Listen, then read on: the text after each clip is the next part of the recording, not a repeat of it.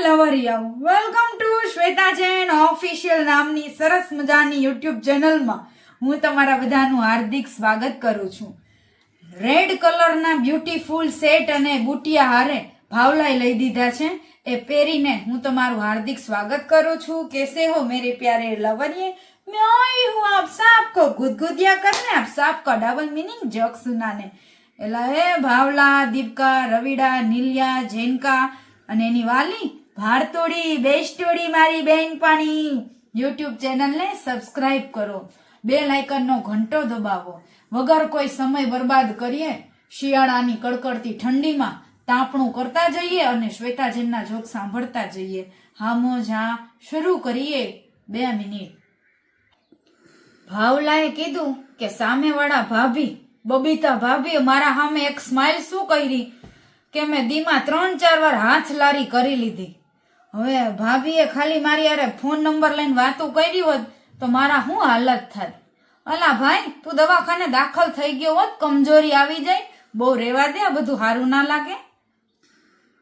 એક વાર ભાવલો ડબલું લઈને ખેતરમાં હંગવા ગયો.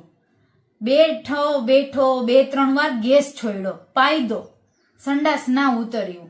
એટલે ભૂંડનું બચ્ચું હતું. ઈ કે મમ્મી બહુ ભૂખ લાગી છે.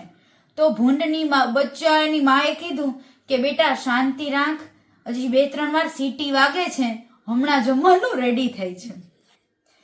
હું પણ ઘણા લવરિયાઓની આહાહા કરોડપતિ મારા લવરિયાઓની ફરમાઈશ છે. તમારા લવરિયા છે લુખાપતિ, અમારા તો કરોડપતિ છે.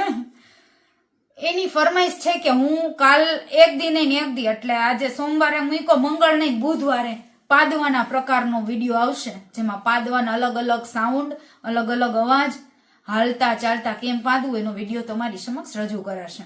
જોવાનું ભૂલતા નહીં. બાપે કીધું ભાવલાને કે અમારા જમાનામાં 10 રૂપિયાનું અમે લીટર દૂધ પીતા. ભાવલો કે પપ્પા તમારો જમાનો હાવ સસ્તો હતો, અત્યારે 500 દેતા દબાવાય કોઈ નથી દેતું. પપ્પા કે શું? તો કે અરે દૂધની કોથળી અડવાય નથી દેતું. એમ તમે શું સમજા? એ જ આ ડબલ મિનિંગ છે બોસ, એન્જોય કરવાનું. એક ભાભીના પતિ પોસ્ટમોર્ટમ રિપોર્ટ કરવામાં હતા દવાખાનામાં ડોક્ટર. તો એ સાંજે ઘરે જમવા ગયા અને એની પત્નીને કીધું કે જાનુ આજે દવાખાનામાં એક એવી ડેડ બોડી આવી, એવી વિચિત્ર ડેડ બોડી આવી કે ના પૂછતું વાત.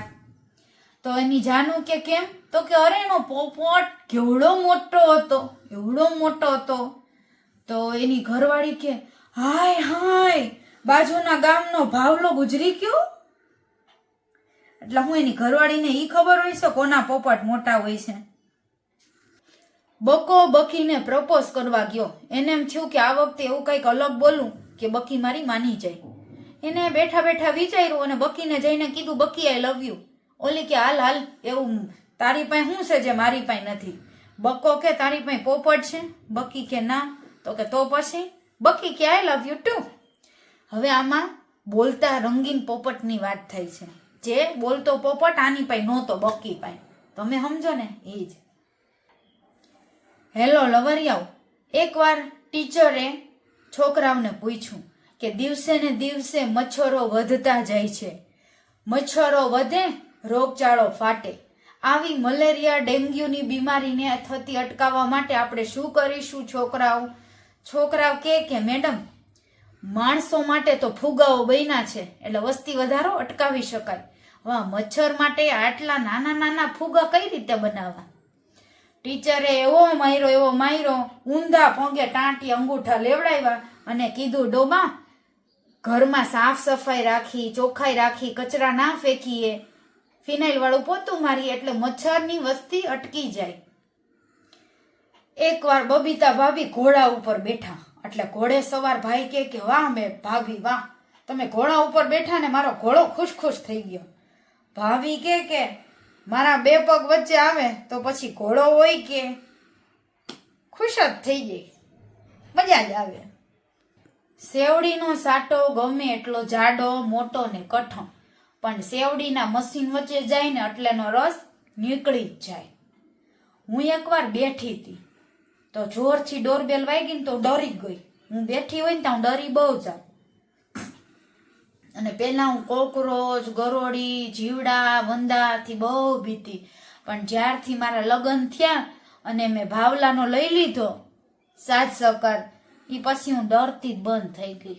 બીવે એની માને હું તમને હું શું કહું, એકવાર હું બેઠી હતી તો ડોરબેલ વાગી ને તો હું ભડકી ગઈ. તો મેં દૂધવાળાને કીધું તમારા કરતા છાપાવાળો નો હારો, કેવો હળવેકથી આમ નીચે નાખીને વયો જાય, ખબર ન પડે.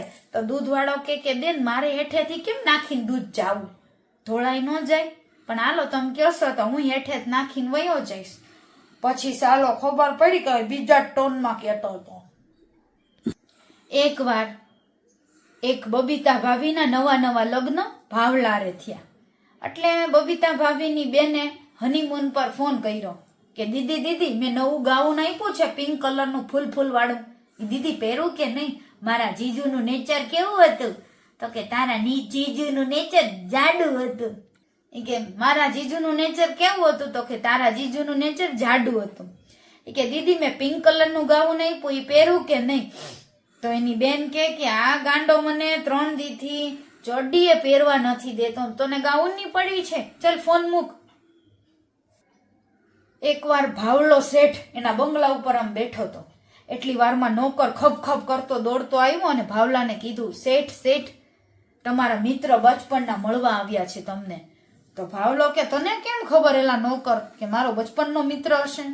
તો કે એ સીધો ગાળું બાળું બોલવા માંડ્યો ને એમ પૂછ્યું ઓલો મહાણીયો પક્તિનો ઘરે છે. એટલે મને ખબર પડી ગઈ બચપનનો મિત્ર હોય ને એના હારે જ ગાળો ગાળીના સંબંધ હોય. તો જે કોઈ મારા હારે ગાળો ગાળીના સંબંધ રાખવા હોય, મારું મિત્ર બનવું હોય, કોમેન્ટ કરીને જણાવે. હું પણ એકલી જ છું. એકવાર ઘરવાળાનું એક્સિડન્ટ થયું, એનો પોપટ કપાઈ ગયો. એટલે ઘરવાળી રોતી ડોક્ટર પાસે ગઈ કે હજી હું માં પણ નથી બની અને મારા ઘરવાળાનો પોપટ કપાઈ ગયો, કંઈક કરો. તો ડોક્ટર કે એક કામ કરો, કૂતરાનો લગાવી દઉં. ઘરવાળી કે ના ગધેડાનો લગાવી દો ને. કૂતરા જેવો તો સાહેબ પેલાય હતો જ, ગધેડાનો લગાવી દો ને. ડોક્ટરે એવી મારીને લાકડીએ ઘર ભેગી કરી દીધી. તમને ખબર છે અત્યારની છોકરીઓની હોસ્ટેલ હોય ને એમાં શું હોય ખબર છે? હોસ્ટેલમાં કાકડી, ગાજર, મૂળા એવી વસ્તુ પકડાય. અત્યારની છોકરી ક્યાંય હખણી નથી રહેતી. અત્યારની છોકરીઓને છપરી લોકો બહુ ગમે. સારા ભણેલા ગણેલા નોકરિયાતમાં એ લોકો ભાગીને લગ્ન નથી કરતી. છપરી લોકો હોય ને સડક છાપ લુખા ગલીના ગુંડા, એની હારે ભાગી જાય. એકવાર હું ડોક્ટર પાસે રિપોર્ટ લેવા ગઈ. રિપોર્ટ બદલાઈ જતા આવીને મેં રિપોર્ટ વાંચ્યો, તેમાં લખ્યું હતું અભિનંદન, તમે માં બનવાના છો. પછી તો મને વિચાર આવ્યો કે આજકાલ સાલું કાકડી, ગાજર, મૂળા પર પણ વિશ્વાસ કરાય એમ નથી. પછી મને ખબર પડી રિપોર્ટ બદલાઈ ગયો. મેં તો ખાલી કાકડી, ગાજર, મૂળા જ ખાધા જ. સુહાગરાતને દિવસે જો તમે જંગ લડવા જાઓ અને ખૂન ખરાબો ના થાય તો સમજી જાઓ કે દેશ પહેલેથી આઝાદ થઈ ગયો છે. તમારે તો ખાલી દેશનો વિકાસ કરવાનો છે. શાંતિથી રહ્યો, જે મળે એ હલાવી લ્યો. અત્યારે તો કોઈને પૈણવા છોકરી પણ નથી મળતી, કાળી તો કાળી. મેં પેલા ઉપરથી સાડી ઉતારી, પછી બ્લાઉઝ ઉતારું, ધીમે મેં ઘાઘરો પણ ઉતાર્યો. હું અગાસીએ કપડા લેવા ગઈ હતી તો દોરીએથી બધું ઉતારી લાવી. તમે શું સમજ્યા? ભાવલો બહુ શોખીન હતો. સામે ભાભીઓ મળે કે છોકરીઓ ગમે એને લાઈનું મારે ને પટાવાના ધંધા કરે. એમાં એકવાર ભાવલાની સામે બબીતા ભાભી આવ્યા. એ કે બબીતા ભાભી આંખ મારી, સીટી મારી અને હાથ પકડીને સીધો ચૂમી જ લીધો. એ કે ડરતા કે ભાભી તમારો હાથ ચૂમું હજી એકવાર. તો ભાભી હામાં શોખીન નીકળ્યા. એ કે કાંઈ બાકી બધી જગ્યાએ ઝેર નથી ચોપડેલું, હાલો ઘરે. એ કે 3 થી 4. હું એલાવ ઘરવાળા બહાર જાય એટલે આવું કરો છો? આજના ડબલ મિનિંગ જોક્સ કેવા લાગ્યા? બહુ ગમ્યા હોય તો ચેનલને લાઇક, શેર ને સબસ્ક્રાઇબ કરો. કાલ નહીં પરમ દિવસે બુધવારે પાદવાના પ્રકાર સરસ કોમેડી વિડીયો રજૂ થશે. કોમેન્ટ કરજો. બાય.